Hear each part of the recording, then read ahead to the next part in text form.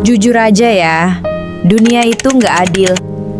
Ada orang yang lahir udah kaya raya, tinggal nerusin bisnis keluarga.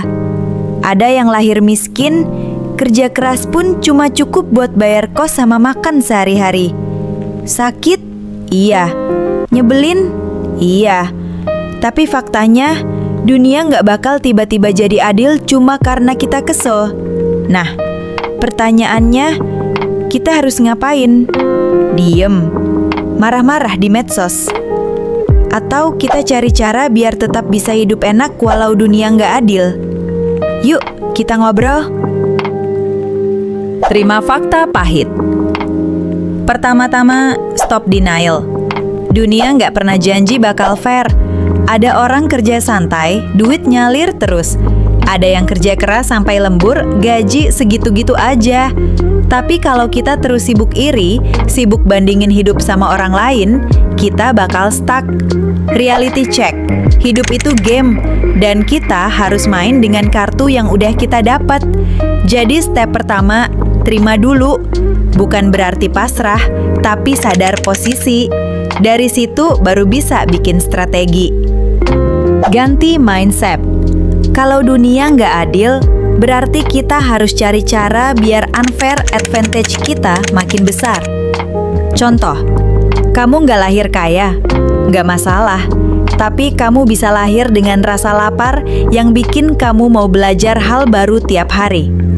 Banyak orang sukses justru datang dari bawah. Kenapa? Karena mereka pakai ketidakadilan itu sebagai bensin. Mindsetnya gini, dunia nggak adil, tapi gue bisa bikin hidup gue lebih baik dari kemarin. Fokus pada hal yang bisa kita kontrol, skill, pengetahuan, network, cara mikir. Strategi hidup di dunia yang nggak adil.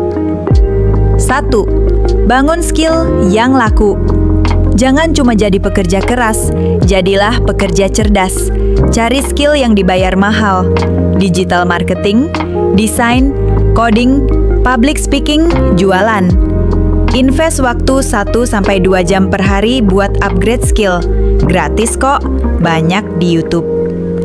2. Kelola uang dengan pintar. Dunia nggak adil.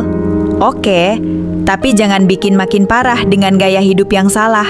Bedain kebutuhan versus keinginan. Jangan ikut-ikutan tren kalau ujung-ujungnya bikin kantong jebol. 3. Bangun network. Serius, koneksi itu seringkali lebih penting dari CV. Gabung komunitas, ikut event, DM orang yang inspirasional. Kadang peluang datang dari orang yang enggak kita sangka. 4. Main game jangka panjang. Jangan cuma mikirin besok, pikirin 5-10 tahun ke depan. Investasi, mulai dari kecil. Baca buku keuangan, belajar bisnis, atau bikin personal brand. Yang main jangka panjang biasanya menang. Jaga mental dan emosi.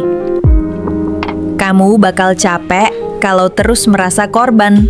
Latihan bersyukur itu penting, bukan supaya pasrah, tapi supaya kepala tetap waras.